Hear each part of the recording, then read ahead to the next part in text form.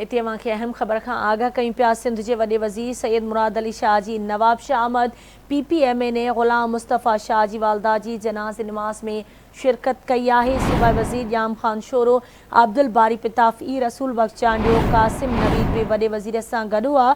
वडे वज़ीर सैयद मुराद अली शाह ग़ुलाम मुस्तफ़ा शाह से वालदा के लाडाणे ते उज़र ख़्वाही कई है। अहम खबर मां ॾियूं पिया। सिंध जो वडो वज़ीर सैयद मुराद अली शाह नवाब शाह पहुतो है। PPMA ने ग़ुलाम मुस्तफ़ा शाह जी वालदा जी जनाज़े नमाज़ में शिरकत कई।